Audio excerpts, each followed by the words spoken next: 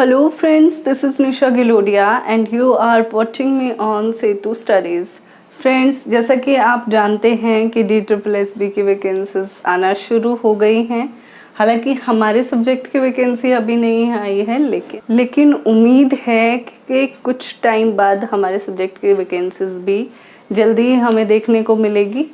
तो अब से हमें सीरियसली पढ़ाई शुरू करनी होगी और इसी वजह से अब क्लासेस रेगुलर आया करेंगी। तो चलिए शुरू करते हैं आज की क्लास। हमारा टॉपिक है the dark age feudalism in Europe, यानी कि यूरोप में सामंतवाद। फ्रेंड्स, इससे पहले की जो क्लास थी उसमें हमने फ्रांसीसी समाज के 3 वर्गों के बारे में पढ़ा था। पहला वर्ग पादरी वर्ग, दूसरा वर्ग अभिजात, तीसरा वर्ग कृषक वर्ग। अभिजात वर्ग में सामंत और अन्य कुलीन वर्ग आ जाते हैं। कृषक में कुछ स्वतंत्र कृषक होते थे और कुछ सर्फ कृषक होते थे। उसके बाद हमने पढ़ी थी वेस्लेज प्रथा। वेस्लेज प्रथा के लिए एक समारोह का आयोजन किया जाता था जो कि चर्च में होता था और इसमें राजा सामंत को एक भूमि दान में देता था। उस भूमि को मैनर कहा जाता था या फिर मैनर की जागीर कहा जाता था। वो स्थायी भूमि होती थी, उस पर जो सामंत है उसका अधिकार होता था। इसके बदले में सामंत क्या देता था राजा को? सामंत पूरी तरीके से अपनी निष्ठा राजा के प्रति प्रकट करता था। साथ ही साथ राजा को जब भी ज़रूरत हो वो सैनिक सहायता देगा। इसके साथ ही साथ जो भूमि उसे मिली है उस पर प्रशासन चलाने का अधिकार भी सामंत को था। तो ये थी बात मैनर भूमि के बारे में, जो राजा सामंत को भूमि देता था। अब यहाँ पर देखते हैं कि इस मैनर भूमि में होता क्या क्या था। ये मान लो एक टुकड़ा है। किसी भी मैनर में, अगर किसी मैनर में एक गांव है तो उसमें लगभग 1 दर्जन परिवार होंगे, यानी कि 12 परिवार होंगे। और अगर कई गांव किसी सामंत को मिल गए हैं तो उसमें 1 से ज़्यादा गांव भी हो सकते हैं, जिसमें कि 50-60 परिवार हो सकते हैं। तो मान लेते हैं कि ये किसी सामंत की जागीर है। इसमें किस किस तरह की भूमि हो सकती है? बेकार भूमि भी हो सकती है जो किसी काम की नहीं होगी, बंजर भूमि भी होती हैं, और सार्वजनिक चारागाह भी होते हैं जहाँ पर सब अपने पशुओं को चरा सकते हैं। जंगल भी होते हैं, जंगल जिसमें जाकर के जो सामंत लोग हैं वो शिकार खेलते हैं, तो इसके लिए जंगल भी होते थे। तालाब भी होता था और तालाब के पास एक पंचक्की भी होती थी। और इन सब के बीच में ये मैनर का घर होता था या फिर मैनर भवन कह सकते हैं। इनके आसपास पुरोहित का आश्रम भी होता था और पूजा के लिए जो धर्म स्थल है चर्च वो भी होता था। सड़कें भी बनी होती थी और इसी पूरी भूमि पर कहीं कहीं किसानों के घर भी होते थे। अब हमने बात की थी कि जो सामंत है वो राजा को सैनिक सहायता देगा। उसके पास सैनिक कहाँ से आते थे? तो जो इस क्षेत्र पर कृषक काम करते थे, किसान काम करते थे, वही उसके सैनिक भी होते थे। हर एक कृषक को साल में कुछ दिन सैनिक कार्य करना अनिवार्य था। उन्हीं से कृषकों को वो सेना के रूप में राजा के पास ले जाते थे, जो कि पैदल सैनिक के रूप में कार्य करते थे। वो कहीं किसी भी तरीके से ट्रेंड नहीं होते थे, बस शौकिया तौर पर वो अपना सैनिक बन जाते थे। अब हमने जो बातें पढ़ी थी कि एक जो छोटी मैनर है जिसमें एक गांव होता है उसमें 12 परिवार, बड़ी मैनर में 60 परिवार, और लार्ड के पास मतलब ये सारी भूमि है। इस भूमि पर और क्या क्या फैसिलिटी हैं? उसकी एक तो राजमिस्त्री होगा ताकि कोई भवन निर्माण का कार्य है तो वो बना सके। बढ़ई होंगे, लोहार होंगे, ये सब औजार वगैरह बनाने के लिए, अन्य सामान बनाने के लिए ये सब होंगे। इस भूमि पर जो स्त्रियां होती थी वो सूत काटती थी और बच्चे भी कार्य करते थे। बच्चे वहाँ पर शराब बनाने का कार्य करते थे। इस तरीके से ये सारी फैसिलिटी मिलती थी मैनर की जागीर पर। और जो अन्य कृषक वर्ग होते थे वो फ्री में जो सामंत होता था उसकी भूमि को जोतते थे और इसके बदले में एज ए टैक्स वो ऐसा करते थे। टैक्स कैश पे ना करके वो सामंत के खेतों में मुफ्त में कार्य करते थे और सामंत उनकी रक्षा करता था, उनकी भूमि की रक्षा करता था। तो इन सब के बदले में जो किसान होता था वो खेती का कार्य करता था। अब एक और चीज हमें इस मैनर भूमि में देखने को मिलती है, दुर्ग। ये क्यों बनाए गए दुर्ग? शुरुआत में नहीं भी थे लेकिन बाद में दुर्ग बनने शुरू हुए। क्यों? क्योंकि 9वीं सदी से, 9वीं सदी मध्यकाल का समय है और मध्यकाल वैसे तो बहुत सारे क्षेत्रों में अलग अलग टाइम पर आया है। जैसे कि अगर हम यूरोप की बात करें तो मध्यकाल की शुरुआत 4th सेंचुरी से हो गई, लेकिन अगर हम भारत की बात करें तो भारत में 4th सेंचुरी में एंशिएंट पीरियड चल रहा था, वहाँ पर अलग टाइम पे शुरुआत हुई है। तो ये पॉसिबल है कि अलग अलग कंट्रीज में अलग अलग टाइम पर मध्यकाल रहे, लेकिन मध्यकाल की एक विशेषता है जो हमें ज़्यादातर जगहों पर देखने को मिलती है कि इस टाइम पीरियड में युद्ध बहुत हुए, लोगों में क्षेत्र विस्तार की भावना बहुत जगी, वो एक दूसरे की भूमि पर कब्जा करने लगे। तो ये इस काल की एक विशेषता रही है और इसी सिचुएशन से निपटने के लिए दुर्गों को बनाया गया ताकि जब भी युद्ध हो तो अपना जो ये क्षेत्र है वो सुरक्षित रहे। अब दुर्ग होते क्या हैं? मान लो ये जागीर है और इसके चारों तरफ एक दीवार बना दी जाए, यही दुर्ग होता है। और ये बहुत स्ट्रॉन्ग दीवार बनाई जाती थी ताकि जो दुश्मन है वो इसके पार ना आ सके, या फिर जो भी वो हथियार यूज कर रहा है उससे ये दीवार टूटे नहीं और इन पे हमला ना हो पाए। इस तरीके से यहाँ पर दुर्ग भी होते थे। दुर्ग को किले भी कहते हैं, इंग्लिश में हम इसे फोर्ट कहते हैं। तो दुर्ग, किला, फोर्ट एक ही बात है। अब क्या हुआ, अगर हम बात करें कि ये यहाँ पर फ्रांस में कब अस्तित्व में आए हैं, तो हम देखेंगे कि दुर्ग हमें नॉर्मन विजय के बाद मिले। मतलब कि इंग्लैंड पर नॉर्मन जाति ने हमला किया था और जब वो जीत गए उसके बाद से दुर्ग बनाए जाने शुरू किए। उससे पहले यहाँ के लोगों को दुर्ग के बारे में नहीं पता था। ये लगभग 11वीं सेंचुरी की बात है। अगर हम नॉर्मन जाति की बात करें तो नॉर्मन जाति फ्रैंक जाति और वाइकिंग जाति का मिश्रित रूप थी। मतलब कि जो फ्रैंक और वाइकिंग से मिलकर के जो संतानें हुई उनको नॉर्मन कहा गया। तो जो नॉर्मन जाति थी उन्होंने 11वीं शताब्दी में इंग्लैंड पर आक्रमण किया और वहाँ के शासक को हटा करके अपना अधिकार कर लिया।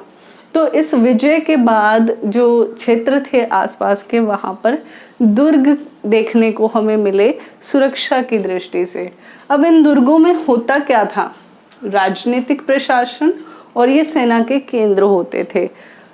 जो भी क्षेत्र जहाँ पर है दुर्ग बना हुआ है उसके अंदर राजनीतिक प्रशासन चलेगा, क्योंकि जो सामंत होता था उसका काम होता था इस भूमि पर प्रशासन चलाना और साथ ही साथ राजा को सैनिक सहायता भी देना। तो ये प्रशासन भी चलाएगा, जो भी इस क्षेत्र में राजनीतिक निर्णय उसे लेने हैं वो ये यहीं से लेगा और साथ ही साथ सेना भी वो रखेगा, क्योंकि उसे राजा जब भी आवश्यकता होगी राजा को उसे सैनिक सहायता उपलब्ध करानी है। अब 13वीं शताब्दी में इन दुर्गों को बड़ा किया जाने लगा। अब ऐसा क्या हुआ कि इन दुर्गों को बड़ा किया जाने लगा? तो इनमें नाइट के परिवारों को भी रखा जाने लगा। यहाँ पर नाइट का मतलब रात नहीं है, ये नाइट अश्व सेना है।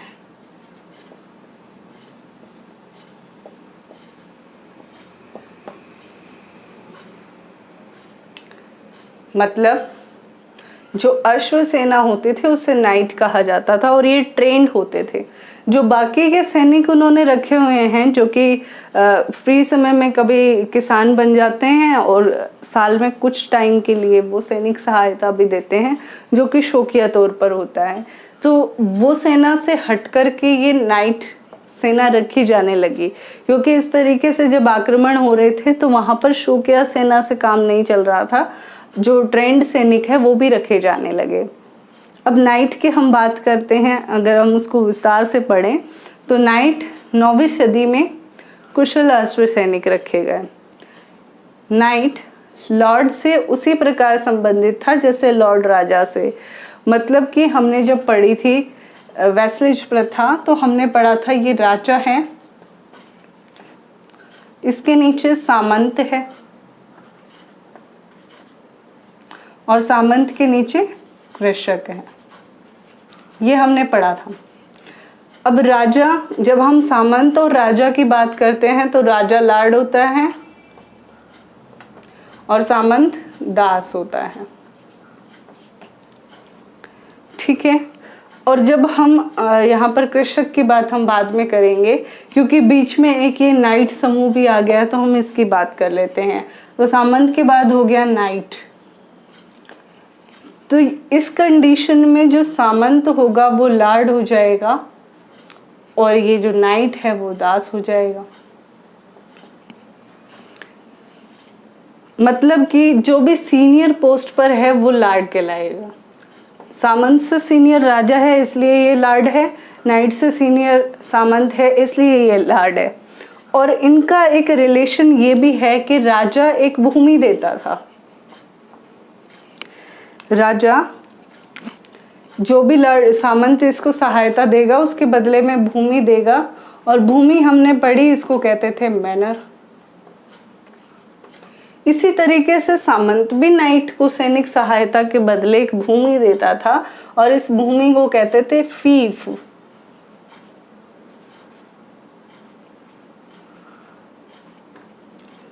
इस भूमि को कहते थे फीफ। फीफ भूमि नाइट को मिलती थी और मैनर भूमि सामंत को मिलती थी। यहाँ पर क्वेश्चन बन सकता है कि मैनर भूमि किसको प्राप्त होती थी, तो ये सामंत को, और फीफ भूमि किसे प्राप्त होती थी, ये नाइट को। देखिए यही सिस्टम यहाँ पे फॉलो हो रहा है जो कि मैंने अभी बताया। राजा भूमि देगा सामंत को, ये होगा मैनर, और ये जो सामंत जब नाइट को भूमि देगा इसे कहा जाएगा फीफ। ये दोनों इम्पोर्टेंट है। अब अगर हम बात करें कि फीफ भूमि की विशेषता क्या है और इन नाइट की क्या विशेषता है। एक विशेषता तो है कि फीफ भूमि 1000 से 2000 एकड़ में होती थी, करीब करीब इतनी भूमि होती थी। इस भूमि पर एक चर्च भी होता था, पंचक्की भी होती थी, और जो नाइट है इनके रहने के लिए, जो इनके परिवार है उनके लिए भवन भी होता था। और इस फीफ भूमि पर वही कृषक काम करता था जो इधर मैनर पर करता था।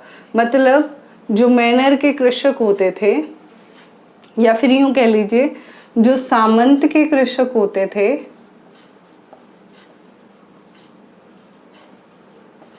वही यहाँ पर खेती का कार्य भी करते थे।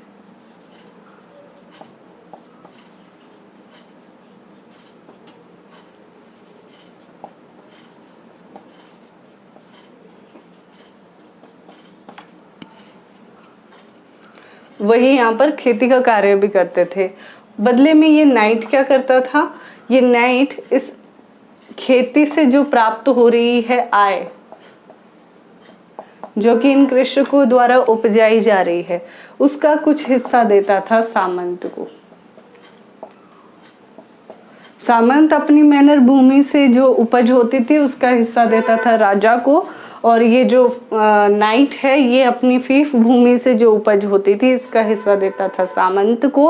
और बदले में यहाँ पर काम कौन कर रहा है, कृषक, और दोनों ही जगह मुफ्त में कार्य कर रहे हैं।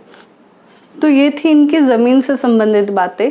सारी जो फैसिलिटी इन्हें मैनर भूमि में मिली है वो सारी फीफ पर मौजूद होती थी, और वो ही सारी फैसिलिटी इनको मिलती थी। अब बात करें नाइट की, तो नाइट क्या करते थे। नाइट क्योंकि कुशल सैनिक होते थे तो इनका एक काम ये भी था कि वो अपने रण कौशल को बनाए रखे, युद्धों में लड़ने की क्षमता को बनाए रखें। इसके लिए वो कभी पुतलों से, कभी नकली युद्ध रचना करके इस तरीके से वो लोग अपने युद्ध की प्रैक्टिस करते थे। ये एक कविता है डून द माइंस, जो कि फ्रांसीसी भाषा में लिखी गई है, और इस कविता की एक विशेषता ये है कि ये नाइट के बारे में बताती है। जो ये नाइट सैनिक हैं इनकी वीरता के बारे में बताती है।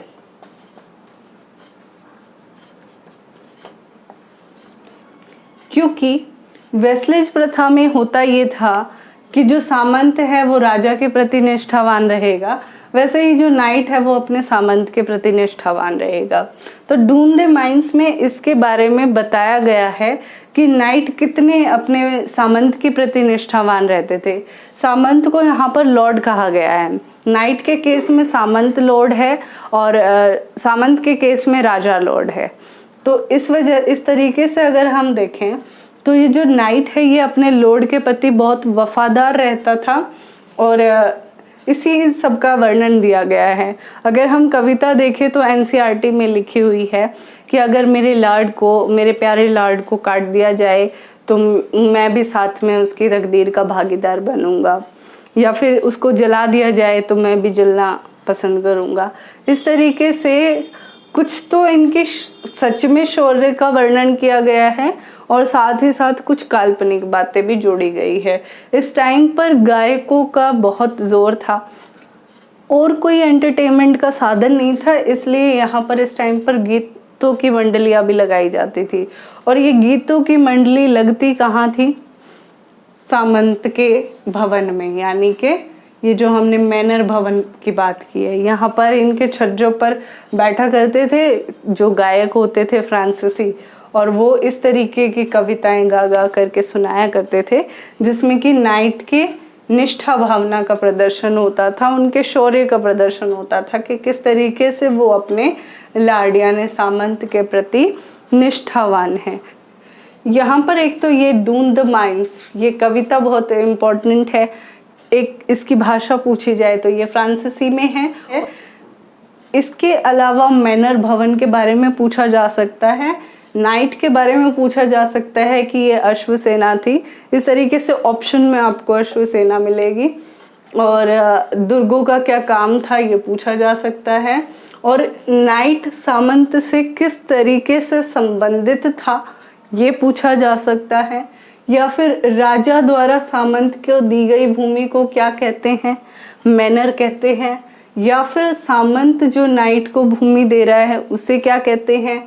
फीफ कहते हैं। या फिर चेंज किया जा सकता है कि मैनर भूमि किसे मिलती है या फीफ भूमि किसे मिलती है, और इनकी विशेषताओं का वर्णन किया जा सकता है।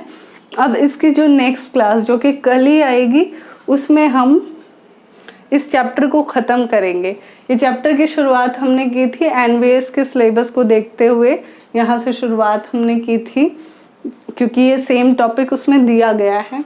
और वैसे भी जब भी हमें पुनर्जागरण पढ़ना है तो थोड़ा बैक से पढ़ना होता है, उसके बाद हम पुनर्जागरण शुरू करेंगे।